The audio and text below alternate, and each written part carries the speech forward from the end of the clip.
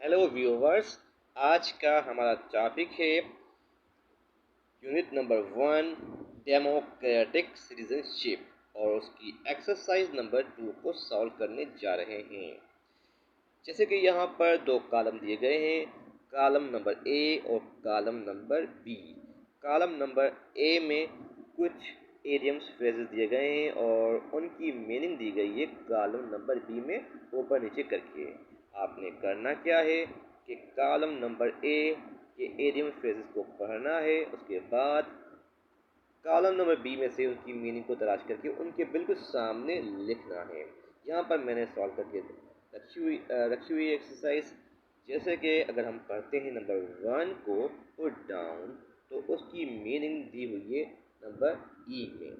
उसके साथ जो नंबर ई स्टेटमेंट है वो मैच करती है, उसकी मीनिंग उसके साथ मैच करती है। उसके बाद हम देखते हैं number 2 bring about. Bring about की जो मीनिंग है वो दी गई है नंबर डी में। अब आइए देखते हैं कि डी में इन्होंने क्या लिखा है। डी में इन्होंने लिखा हुआ है, यहाँ पर देखें कि डी में ऑप्शन में लिखा हुआ है, ऑप्शन नंबर डी में लिखा हुआ है to cause something to happen, यानी कि कुछ होना। उसके बाद जो है नंबर 3 को हम पढ़ते हैं गो थ्रू, यानी कि जायज़ा लेना। और गो थ्रू की जो मीनिंग है वो दी गई है जे में, ऑप्शन नंबर जे में। जे में हम देखते हैं कि इस जे स्टेटमेंट में क्या लिखा हुआ है। आप देखें जे स्टेटमेंट यहाँ पर आगे लास्ट में, बिल्कुल लास्ट में दी हुई है मीनिंग, और इसका मतलब है कि यहाँ पर जे है ये रीड और एग्जामाइन थ्रोली, यानी कि बगौर जायज़ा लेना। उसके बाद हम मज़ीद आगे चलते हैं, देखते हैं हम आगे पढ़ेंगे नंबर 4 को कन्फर्ट अपॉन, यानी कि अता करना, एजाज़ देना किसी को भी ना। तो इसकी मीनिंग क्या है? इसकी मीनिंग जो है ए में दी हुई है। और ए में क्या लिखा हुआ है आप देखें, ऊपर ऊपर सबसे पहला लिखा हुआ है यहाँ पर कि ये ग्रांट ऑफ समथिंग फॉर, यानी कि कुछ अता करना, कुछ एजाज़ देना। तो ये इसकी मीनिंग है। हमने उसके बाद पढ़ना है नंबर 5 को, 5 बाउंड टू। 5 में दिया हुआ है बाउंड टू, और इस बाउंड टू की जो मीनिंग है वो आपने सर्च करनी है।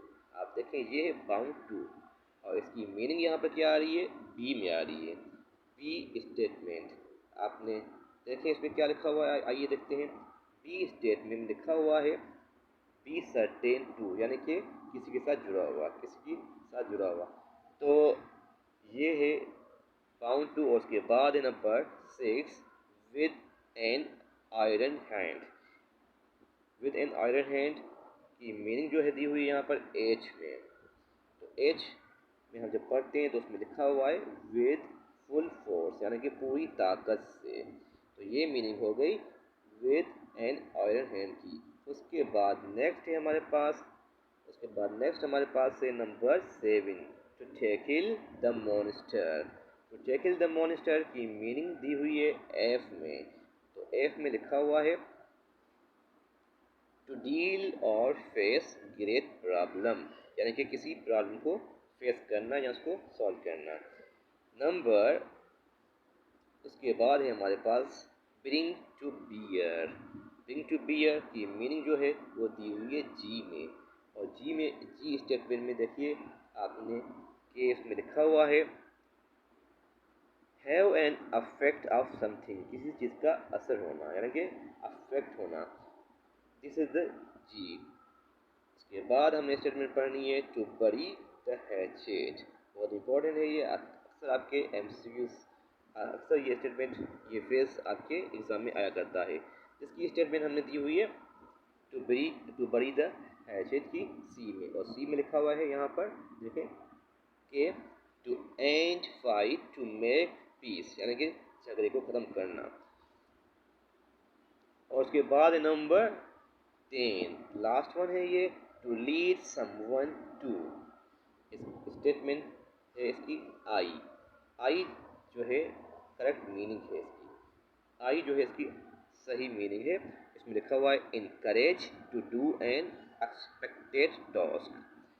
तो ये सारी मीनिंग्स मैंने सॉल्व करके रखी हुई हैं, इनकी आप तैयारी करें।